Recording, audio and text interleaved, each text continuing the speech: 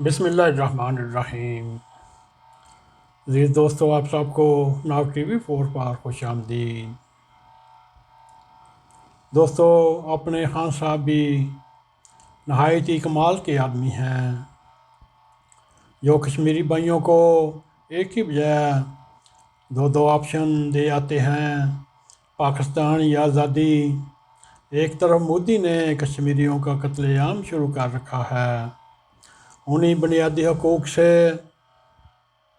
محروم کر کے ان کی ساری آزادیاں ضبط کر لیں اور مقبوضہ کشمیر کے متنازع حیثیت ختم کر کے ریاستی قوانین کو تہس نہس کر دیا، تو دوسری طرف آپ نے آزادی کے نام پر خود مختار کشمیر کا نیا شوشہ چھوڑ دیا، اور پھر نہ آپ ہی نہایت ہی معصومانہ انداز میں ہم ہی سے پوچھتے ہیں، آخر یہ آزاد کشمیر کو پاکستان کا صوبہ بنانے کی بات کس نے کی؟ اقوام متحدہ کے درمیان پاکستان یا بھارت کے ساتھ الحاق کرنے کے آزادانہ صوبہ رائے کا حق دیا جائے، تاکہ وہ اپنے آنے والے دنوں کا فیصلہ کر سکیں۔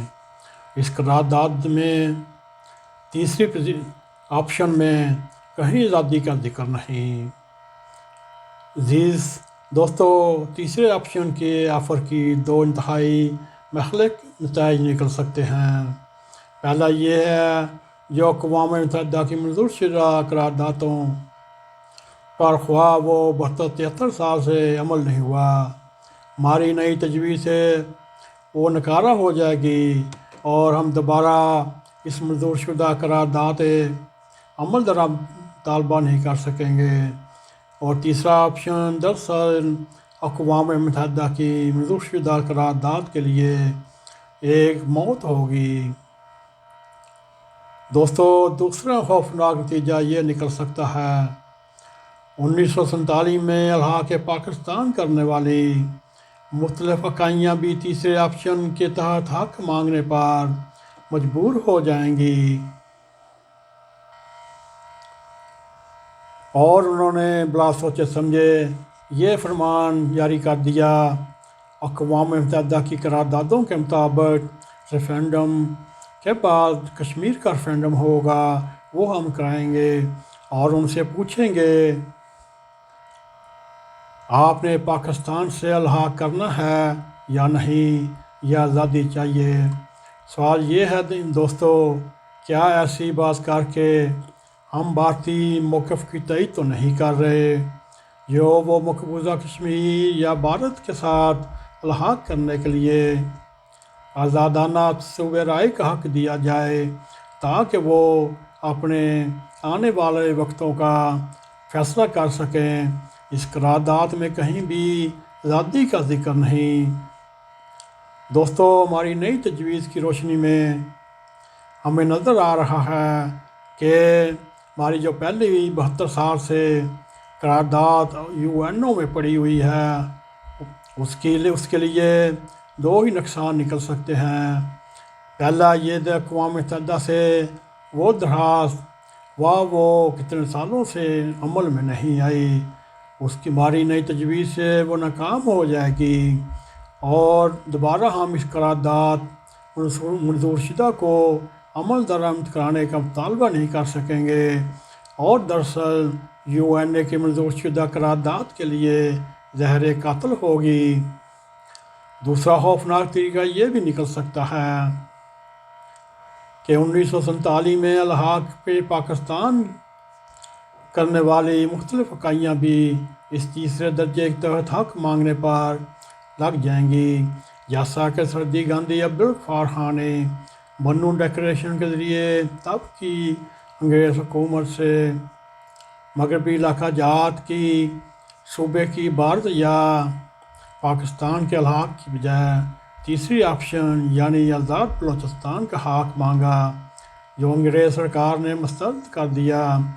خان صاحب کے اس بیان سے چترال ہو، بہاولپور ہو، سوات ہو اور خیرپور ہو یا امرکوٹ ہنزا نگر ہو، دوستو انہوں نے تو کیا فائدہ اٹھانا، یہ ہمارے اپنے ہی خوش فہمی میں رہنا چاہیے، جو جس حال میں ہیں وہ رہ رہے ہیں۔